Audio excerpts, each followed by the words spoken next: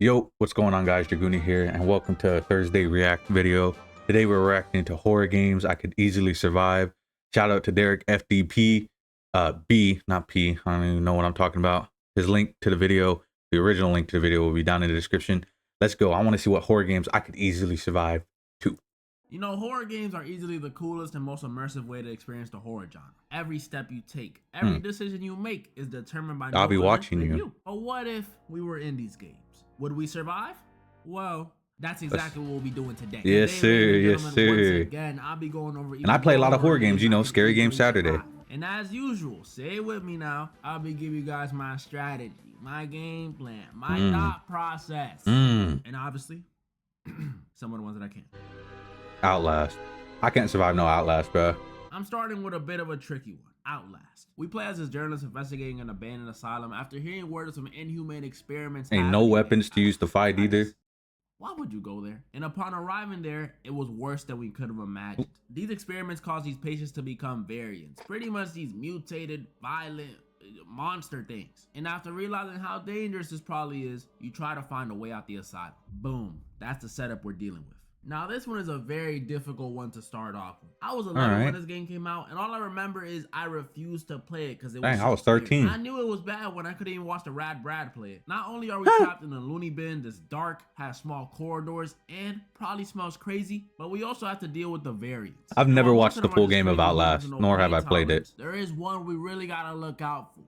Chris Walker, a mutated 6'9", 300-pound plus monster. To put it in perspective, that means we're dealing with someone the same height as LeBron James and around, I don't know, half the weight of Rod Wave. This is a scary, formidable opponent, and might I add, he has experience. This dude isn't like Springtrap just murking children for no reason. This dude murks grown men for no reason. He has bodies. And me, I'm just an investigative journalist with nothing but passion, a Canon camera, and a pair of AA batteries. Hell yeah. What am I gonna do? And I sat on this one for a long time.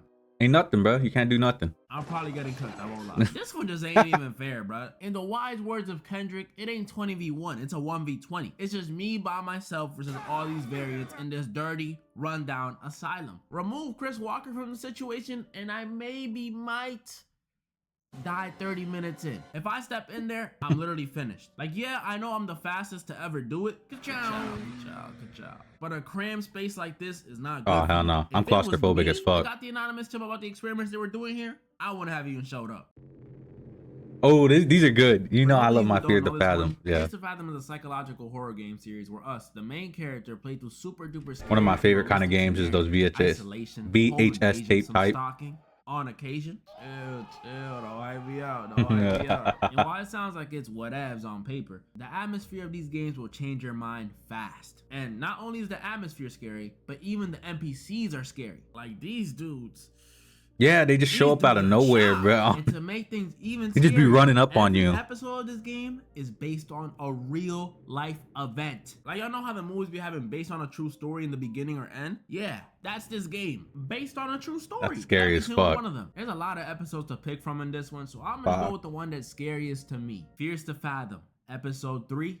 Carson House. In this one, we play as this 18-year-old named Noah back in 2009. Golly, 2009?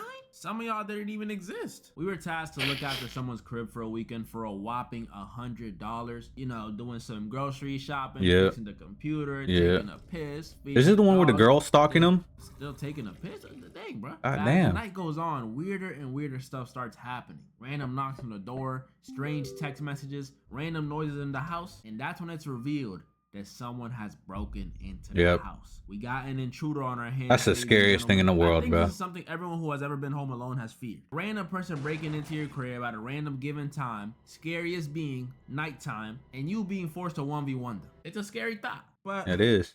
It ain't nothing I can handle. Isn't there? Oh shit, sorry guys. This one, I gotta understand two things. One, who is the intruder? And two, what do they want? Throughout the course of the game, we get little hints of who it may be via text messages, flowers at our door, and other stuff. But once we get into the end game, that's when it's revealed that the home intruder is actually our psycho ex-girlfriend. Yep. Kara.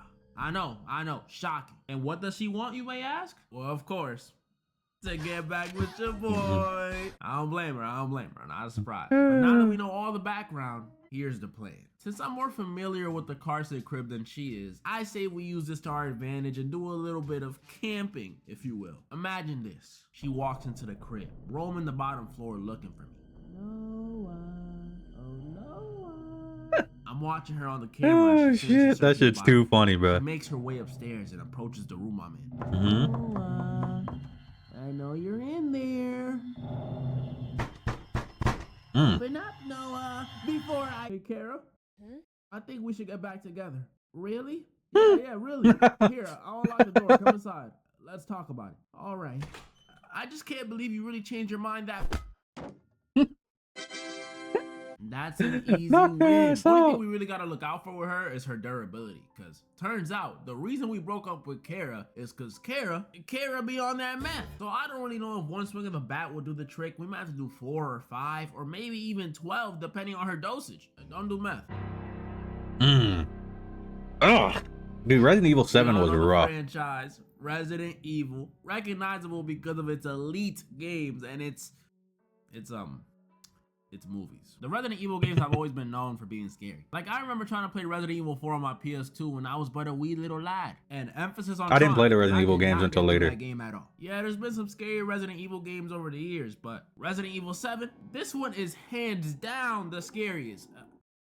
I said put your hand down. And this one we play. I watched my dog play it on SharePlay. Louisiana. After we received a Fuck message that, from I our wasn't wife who had playing been that. missing for 3 years. And after entering a house on the plantation, we find our wife, but she tells us that message was not from her. And after realizing our wife is now some sort of infected zombie thing and a failed escape, we come face to face with our family. A regular Louisiana family turned murderous and cannibalistic after being infected. And the infection didn't just turn them violent, it also turned them into mutants, giving them super strength, It's disgusting, the ability bro. to regenerate, extra intelligence, and some, their very own transformation. Is that a sack? And after seeing how truly insane they are, we have to run, fight, and find a way off the plantation. Look, I'm gonna start with this. Plantation and Louisiana in the same sentence would have been enough for me to not go over there. Combo that with the Baker family trying to eat me or maybe part of their family or whatever, and I'm definitely good off that. And some of you guys might be like, but yo, you're not surviving, bro. Save your wife. What about your wife?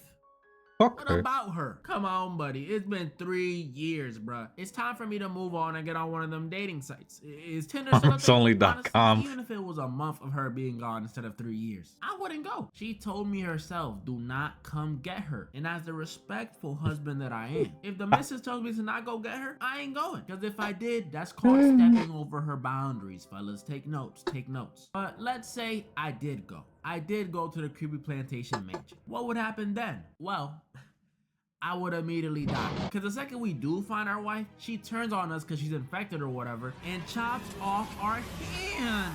This is ridiculous. Really? 3 years of marriage and I come save you and this is how you repay me? I took you to Cheesecake Factory. And I know we get our hand stitched back on, but the mental damage is already done. Plus, I don't know how much of that green juice is really gonna help with the broken ribs she gave me earlier after throwing me into that wall. Resident Evil 7, I'm not surviving, sadly. Farthest I get is that fight with that sack lady. After that, I'm finished. Amanda, I've never heard of this one. If it's anything Now, like this one Poppy may look Playtime, all innocent and sweet, but you ain't surviving, dog. Amanda the Adventure is about this old children's show revolving this girl named Amanda and her sidekick Willie. So think Dora, but instead of being Mexican, she's black, and instead of Boots being a monkey, he's a lame sheep. We find these VHS tapes of the show and watch a few episodes, and everything seems normal. But as we continue watching them, they start to get stranger and stranger until Amanda is straight up talking about death and threatening to turn Willie into lamb chops. And if we upset Amanda, that violence will be turned against what us the too. fuck? So we're dealing with Why have I never played that? Tapes, ladies and gentlemen. It's sort of like The Ring. And just like The Ring, I know the perfect solution. Maybe stop watching the tapes when stuff gets weird. Really though, how many times you guys see Amanda intimidate Willie with her evil stares or have her genuinely tweaking out when you get an answer wrong before you decide, yeah, maybe leave the mystery solving to the detectives. I couldn't even watch Danger Dolan for too long before getting scared. So I know from experience. Oh my god, Danger Dolan, dude. That used to be my shit, bro. I watched every tape. And And we all know I'm not solving the mystery, so the tall, lanky monster version of Amanda comes after me. What then? Well, judging by the physique of this thing, it doesn't look like it would be that tough to come at. Yeah, Oh, look at her eyes, dog. Acrylics. Oh. That pelvic bone is giving off a lot of malnourished energy. I don't know what it is. I got it weighing at most $180. And yeah, I know it's fast and all, but with them flimsy joints, all I gotta do is hit him with a little right to the knee, and bada boom, bada bing. That's a win for me. Oh shit. Ooh. See, if you know anything about Silent Hill, you know it's like spoiler alert, but it's purgatory. So it's kind of like figuring your own shit. Blonde dude named James, who after receiving a letter from his deceased wife, damn, we got a lot of X's in this. I know, that's what I'm saying, dog. Silent Hill, this town engulfed in fog with monsters everywhere. Damn, that's the PS2 version. Blah blah blah blah blah. I know what y'all are here for. Y'all want to know if I can defeat the big bad in this one. Pyramid Head. Dude with a massive pyramid on his head, holding a big sword. Super scary looking dude. Looks like a badass. I saw the 06 movie, which in my opinion is it's not that bad. The sound of that siren and the image of Pyramid Head were burned into my mind. But now after looking back and after playing the original Silent Hill 2, this dude is not on anything. He's like those muscle heads who don't know how to fight. Just all appearance, no skill. Like, look at this gameplay.